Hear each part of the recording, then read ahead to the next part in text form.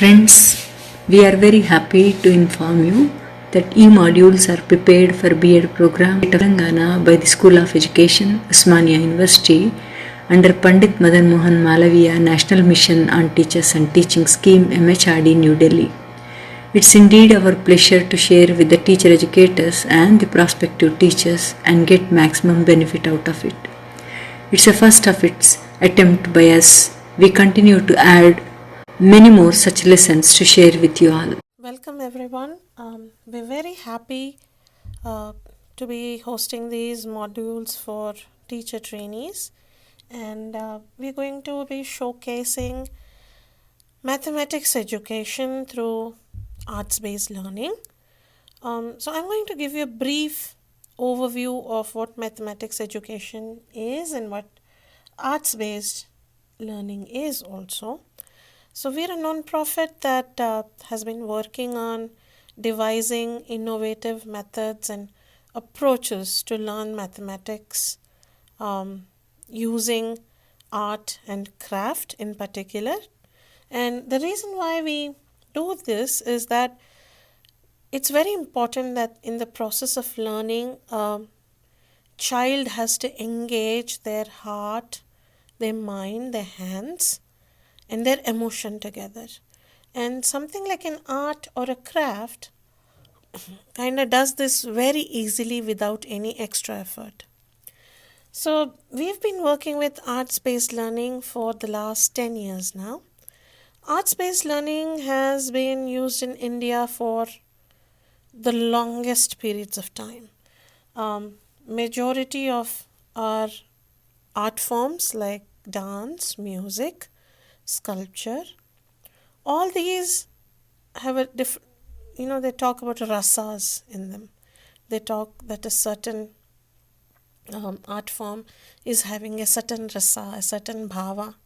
So all of it was bringing the mind, the emotion, the physical movement, and the energy together. And this is what we try to recreate with our pedagogy in arts-based learning. And arts-based learning in the Western world, however, has been developed after John Dewey's work and after John Dewey, with the advent of phenomenology in it. Maxine Green was the researcher who brought in arts-based education in the United States. A lot of work was done there with arts-based education with underserved children, with children in very poor schools. So we took the learnings of the Western pedagogy of arts-based education and developed our own arts-based learning using arts and crafts from India and from all across the world. And as we experimented and as we worked with several art forms and craft forms, what we found very useful for learning geometry was origami. Now let me introduce you to origami. Origami is an ancient art of paper folding, and it is a Japanese art. It is a Japanese art, but it works so well with the Indian conditions. Let me explain to you how. So when we started working with this one set of 120 children at a government school, they did not know any alphabets, they did not know any numbers at all. And we used arts-based learning to move them 7 to 8 grades in 1 year. Now, how we did that is, especially for mathematics, is we engaged them in origami. What we found that the parents were totally disconnected from the children's learning process. But when we used origami and the children went home and did origami and engaged the parent with the origami, a tailor would say, oh, this is how you call this tan theta. But this is how I have to cut to make a blouse. Mestri would say, this is what you're calling acute angle. This is how we put a roof. A carpenter would say, this is what you're calling obtuse angle. This is how we have to cut to put a leg. No. So essentially, the connection between the child's life, their lived experience, and what they were doing in the classroom came about. So we realized that we have to adopt origami. And with arts-based learning, especially contextualized to Indian situations, what we have done is we have taken the pedagogy of the art form. Every art form has a method, has an approach. And you'll see throughout the module that we are not so much focused on learning origami, we are focused on using origami to learn mathematics. Now these two things are very different. One aspect is to learn origami by itself. And origami has phenomenal applications in mechanical engineering, mechanics, physics and all that, higher order maths also. However, here in our circumstance, what we are doing is we are using origami as the pedagogy, as the process. And these processes of pedagogy and origami, they gel very well with geometry, because once a child involves their hands, their emotion in creating an artifact, an origami artifact, it becomes a part of who they are. And once they do it step by step and are able to stick it in a book and figure out the steps, and I urge all teachers to get their children to do step by step origami once you get a grasp of it in these videos. It's very important that children understand the process of learning. So this pedagogy not only teaches mathematics, but it also helps children understand the process of learning. Now, using this particular pedagogy, we not only taught geometry, our children were able to create pyramids, calculating the number of folds they require to make the pyramids of the world. And these were then painted with ultraviolet paints, and they became phenomenal exhibit, a great exhibit in installation we created called the Story of Light. When we combine origami and pedagogy together, phenomenal things can be done. One of the things that came out of it was one of our children created an artifact, a mathematical painting that became a front cover of the Teacher Plus magazine. What is to be noted here is that the children's creativity, their innovation, their ability to think, their ability to feel, all of that gets connected to mathematics. In creating an art that could go on a magazine cover, that particular child or a group of children start learning, start understanding mathematics from a very different perspective. Now in India, we teach mathematics a certain way. We teach mathematics suitable only for those people that have a very logical bent of mind. Now, this may or may not be suitable for everyone. Not everyone learns logically by calculations. So it's very important to understand that children learn in multitude of ways, and it's important to engage children in helping them work with their hands and making connections between their hands, their emotions, their energy and their mind. So as we were successful in doing this, we used origami quite a bit. We started looking at origami as, okay, now we've become successful in the middle school level. How can we stretch it and extend it from primary years all the way up to high school and beyond? And as you can see in the next following 4 modules, we have connected origami very well to maths education. And what is another very important point is that origami is also related to history. What you see in this image is a paper crane, and paper cranes are very popular in Japan. And there's a very tragic story in Japan.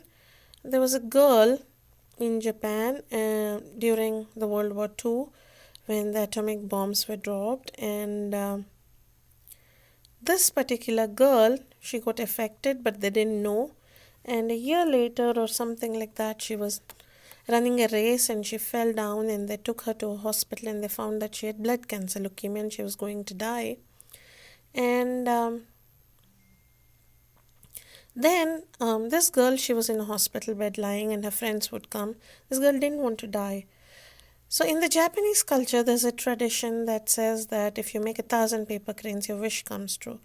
So a friend of her told her, why don't you make 1,000 paper cranes and maybe then you'll live. So this girl started making paper cranes with whatever she could find around her, and she made 700 odd, and she passed away. So her friends kind of made the 1,000 cranes, which is why the 1,000 cranes are very popular across the world, and Rotary International has adopted that particular symbol as their logo also.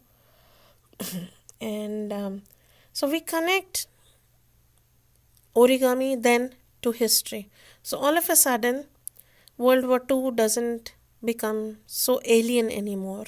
World War II is not a concept that is not related to the child's life anymore. So these kinds of connections, interdependencies, have to be made through pedagogy.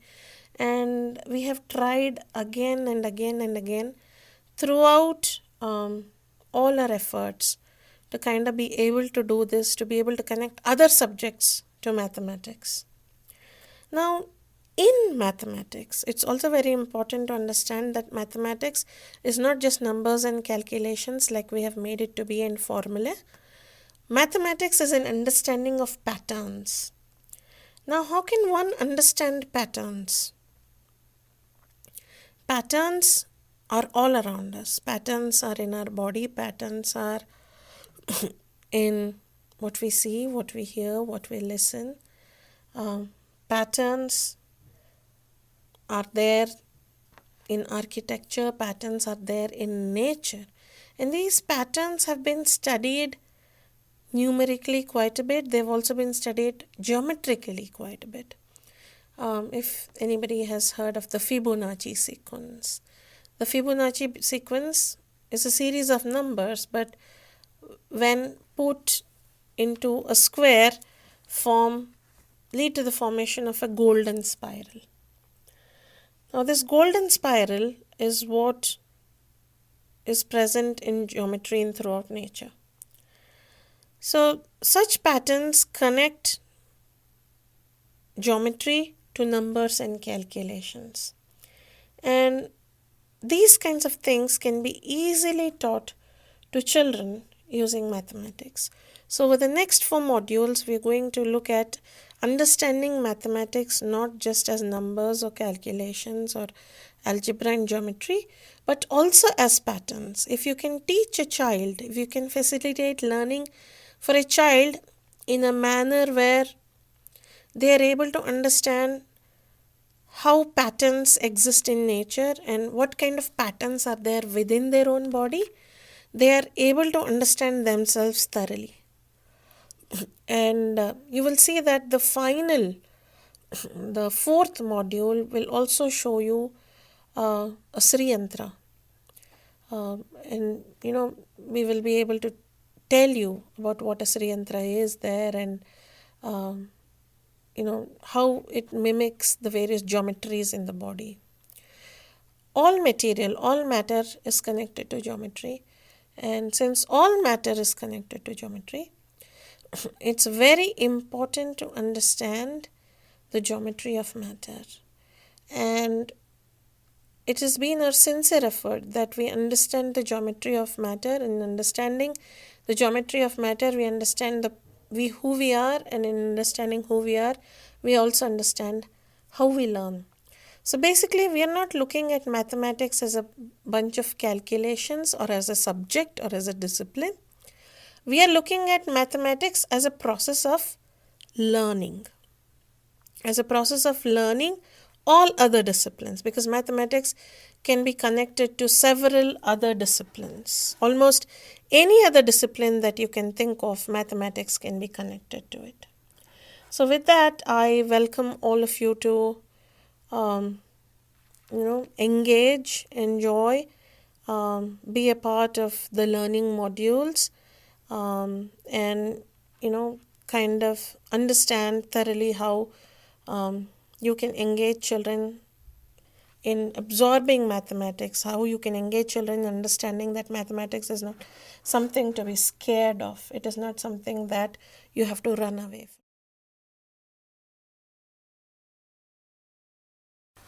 The fox is the first animal in this whole series of animals that we are talking about to learn mathematics using origami. Origami is a very ancient method of paper folding that the Japanese have invented. So I'm going to explain about how to make a fox. So first we have to take a square. A square has basically four sides. 1, 2, 3 and 4. This is called a quadrilateral. Now what we'll do is, along the base we'll fold this square into half.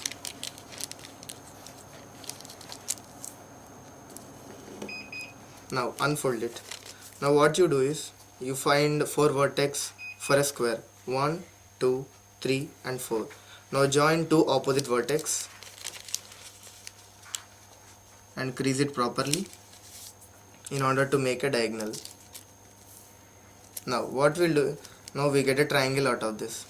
This triangle has 3 sides. 1, 2, 3. Basically it has 3 sides, that's why it's called a triangle. Now we'll fold this triangle into half.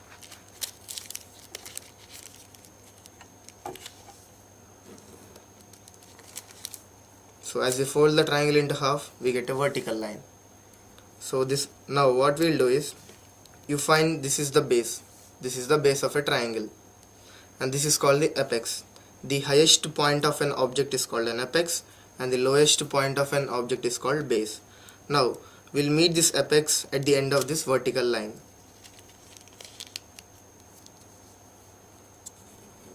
Crease it properly. Now we get 4 sides. 1, 2, 3 and 4. Now what we'll do, along the base we'll fold this side to the upside along the vertical line. Now do the same thing on the other side.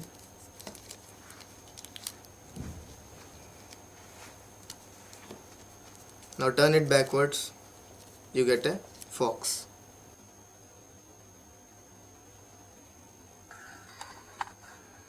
Then show the difference between the two. We'll do separate only. Separate only. Okay, then do the dog and then separate. One second.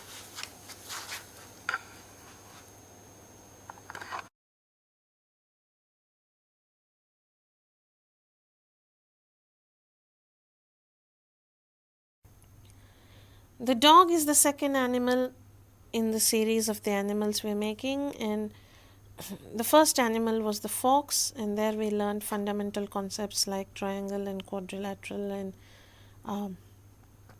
a horizontal line and a vertical line. Here we're going to learn about what an apex is and what a base is. Now I'm going to explain about how to make a dog using the paper. Now what we'll do is, first the step is to take a quadrilateral. The first thing, we have a square here. It has all sides equal. As you can see, all sides are equal. Now we have 4 vertices of first square. 1, 2, 3 and 4. Now what we'll do is, we'll join the two opposite vertices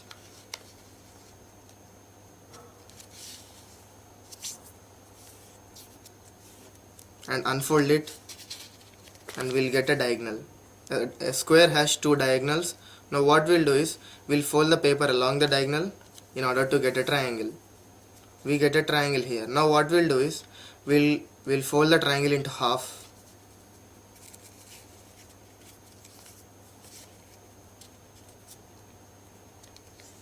and unfold it. We get a vertical line here. This vertical line is also called as line of symmetry. When you cut this triangle into half, you get the same equal parts, and when you join this, you will get one full triangle. So this line becomes line of symmetry. Now along this base, now what we'll do is, we'll fold this side downwards. As we know, dog has long ears, they come down. Crease it properly. Now do the same thing on the other side. Now you find the bottom apex. Now fold the bottom apex to the upside in order to get a triangle, and the dog is done.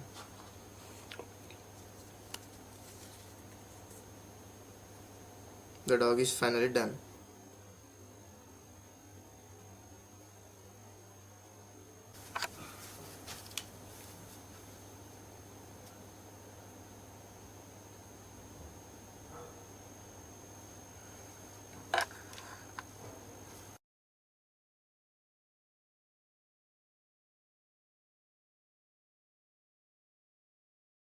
Here you can clearly see a cat. The cat is third in the series of the animals we are making in the module Mathematics as a Process. As you can very well see, there are several steps delineated in this particular environment that we are showing the cat to be situated in. Such visuals are important for children because they get a context for what they're learning. Now if you just make them sit and do a cat, they might just learn the steps, but a visual like this establishes a context. Now I am going to explain how to do a cat. First thing, you need to take a square. A square has all equal sides. Now what we'll do is we'll join the two opposite vertex of the square.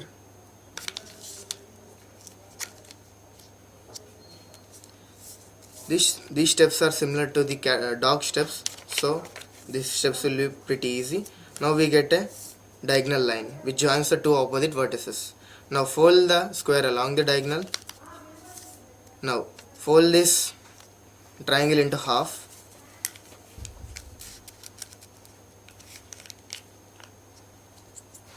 Fold this triangle into half and unfold it.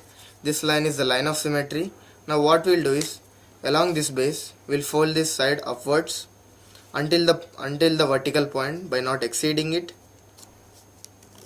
and crease it properly. Do the same thing on the other side. Now you find the bottom apex. Now fold it in the upward direction.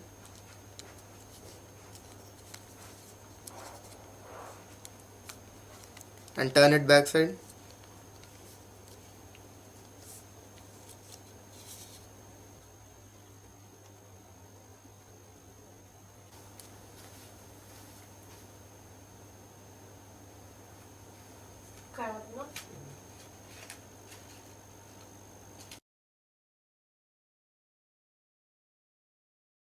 A crab and various steps of the crab that are hung in the aquatic environment.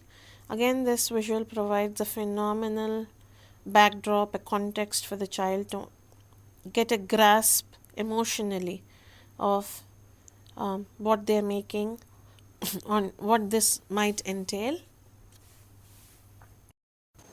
Now I am going to explain how to do a origami crab.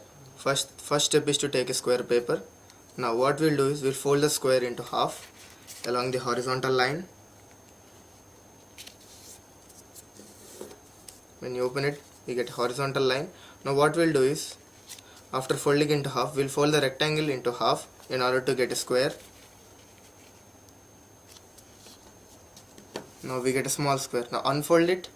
Now the next step is, you find the gap inside, put your finger and press this horizontal line, and you get a triangle. Now crease it properly and turn it backside. Do the same step, put your finger in the gap until this vertical end point. Now push this horizontal line. Now you get a triangle. The next step is, along the vertical line you fold one side of the flip to the down side in order to make the legs of the crab.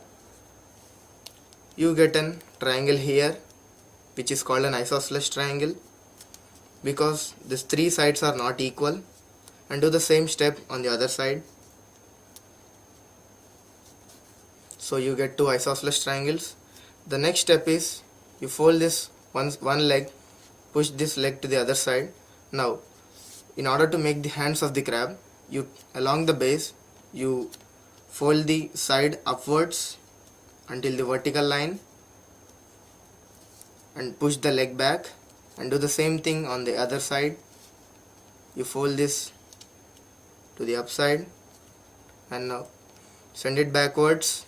So now the next step is you fold this apex to down. Now turn it backwards. You get a crab.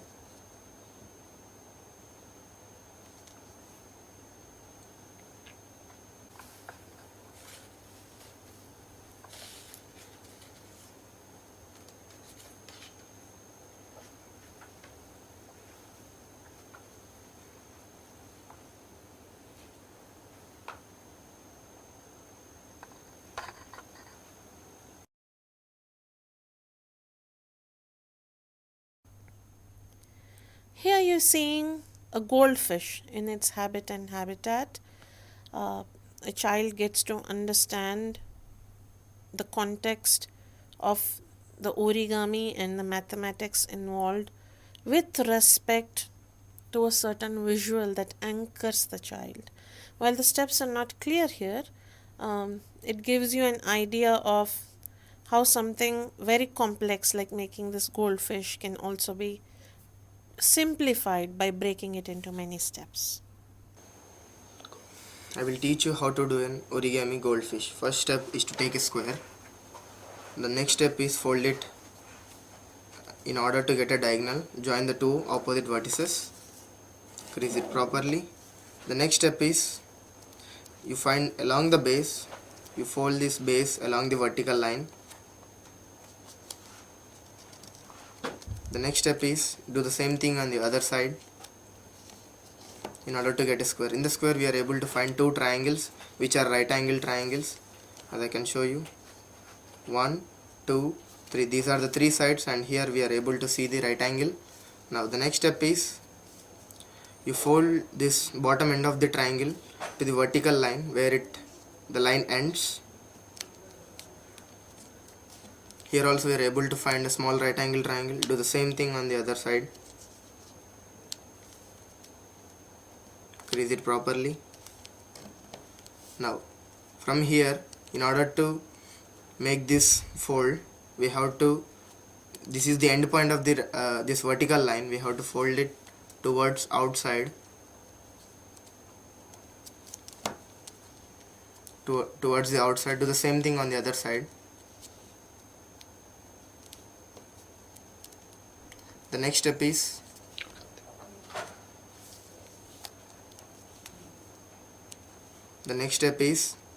you find this the bottom of the apex. Now the next step you have to do is you have to fold this apex to the upside along the vertical line. Crease it properly. Now you fold this extra part to the upper part.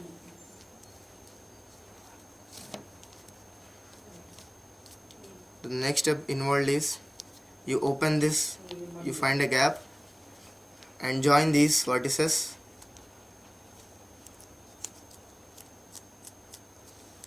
Now what we have to do is, this is the base, we have to make this base come along the vertical line. Unfold it, you get an extra line. The next step is cut the extra part. Now the out figure of this one is a square. Now in order to make the goldfish, you cut this side. Now as we remove the extra triangle, you insert the extra triangle into the cut part and the goldfish is done.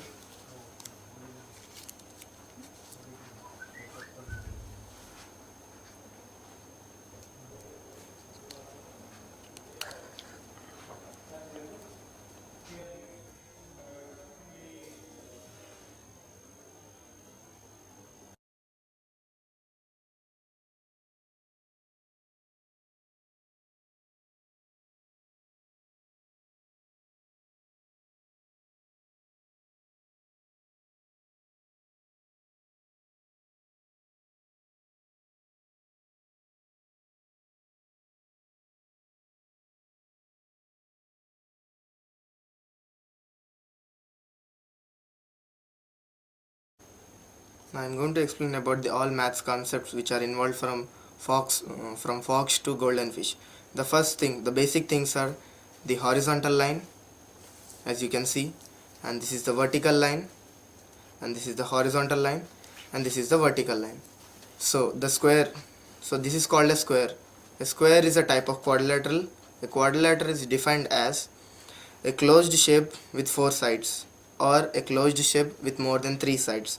Now in this square all the sides are equal.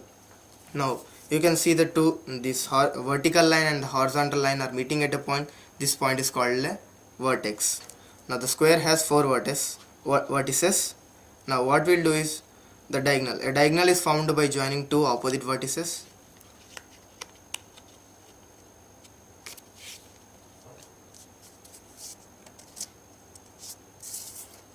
So when you unfold it, you can find a diagonal. A square has 2 equal diagonals. Now when you fold the paper along the diagonal, you will find a triangle. A triangle is defined as which is a closed shape of 3 sides and which consists of only 3 sides. Now this is called the base of the triangle, which gives the support, and the peak point of an object is called the apex. This is the apex. Now we will know what is a rhombus. A rhombus is in which the sides are equal, in which the diagonals are not actually equal. Now from this, what we'll try to do is we'll try to make a triangle. This is a right angle triangle. As you can see, these 2 sides are equal. This is the hypotenuse and this is the right angle. This is the right angle triangle, and in this we can observe that these 2 sides are equal and this is the bigger side. So when 2 sides are equal and the other side is not equal, then that is called an isosceles triangle. Now so we will learn what is line of symmetry line from this. While folding along the diagonal line, we get a triangle, and when you fold the triangle into half,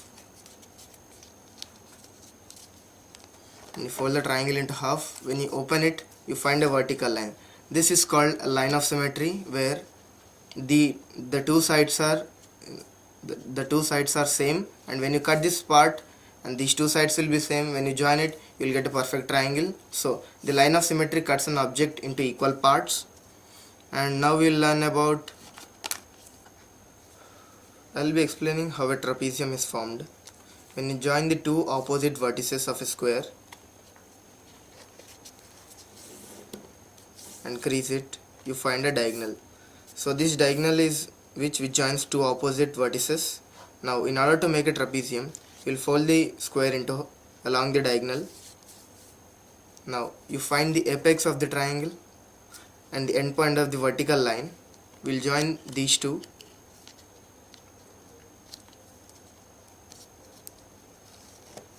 Now you find 4 sides, 1, 2 and 3 and 4. In this we can observe that the opposite 2 sides are parallel to each other, as you can see in this, and these 2 sides are like these are going to intersect at a point. This is called a trapezium. Now we'll learn the triangles. Now what we'll do is from this, now we'll fold the triangle, we'll fold the square along the diagonal. The next step is along the base we'll fold the sides to the upper part, and do the same thing on the other side in order to get a square. The next thing we'll do is we'll fold the bottom end of the triangle to the upper part. Now here you can find a right angle triangle, here also, and 3 right angle triangles you can find. Now we'll do the same thing on the other side. Now we are getting 3 right angle triangles, 1, 2 and 3. The next step we'll do is, in order to make a scalene triangle, we'll fold this vertical line to the other side. As you can observe, the hypotenuse is bigger than the two other sides. This is bigger than this side, and this is the biggest of all. So this is a scalene triangle. In scalene triangle, all sides are not equal. and we'll do the same thing on the other side in order to get the same scalene triangle. So these steps are involved, this concept is involved in golden fish.